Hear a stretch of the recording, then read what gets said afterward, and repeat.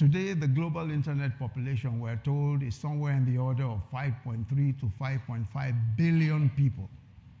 Almost all of humanity is online or about to get online. And these companies map all of humanity on their various platforms. The data available to these few companies is not just biodata, but also behavioral data.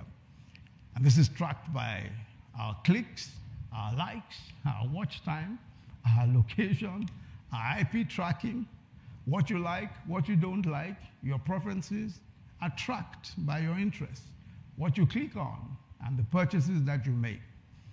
And they also have our social graphs, who you know, who your friends are. This is also very well tracked. So while the world has seen powerful corporations in history, this is completely different. This is the combination of the incredible global reach and the real-time behavioral data on billions of people and control over infrastructure that actually underpins economies and governments. A handful of tech companies now have perhaps the greatest influence by a few over our world in human history. A massive, all-encompassing system is with us. A digital kingdom is here with its own leadership. Let's elaborate a little more. Every day, billions of people log onto platforms owned by these companies, TikTok, YouTube, etc. We scroll, we like, we share. Of course, it feels harmless, it feels ordinary. But behind every scroll is a decision.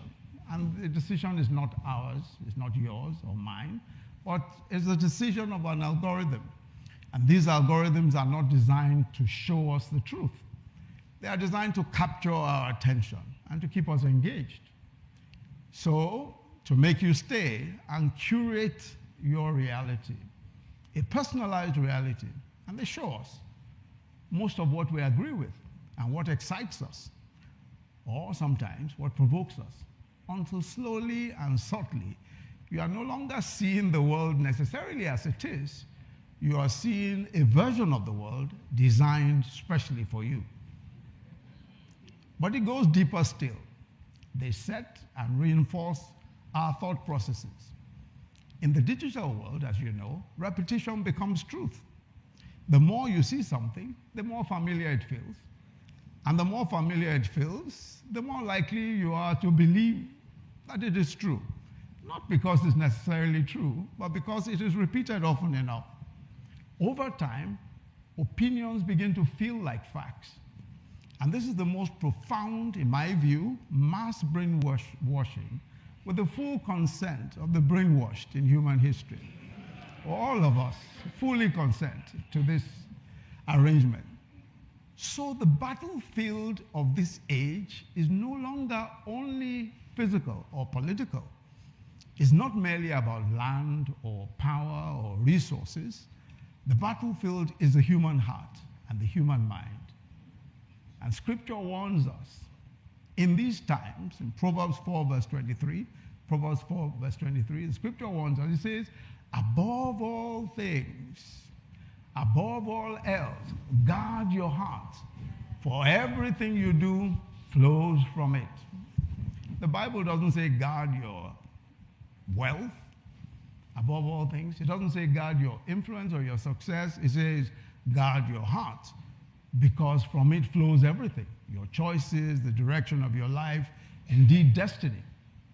Yet in this digital age, the heart is under constant pressure. Not always through anything that's obviously evil, but through unceasing distraction and subtle formation. Notifications are forever interrupting our thoughts. Endless streams of content compete for our attention. Opinions, fears, desires, ideologies flow towards us without pause.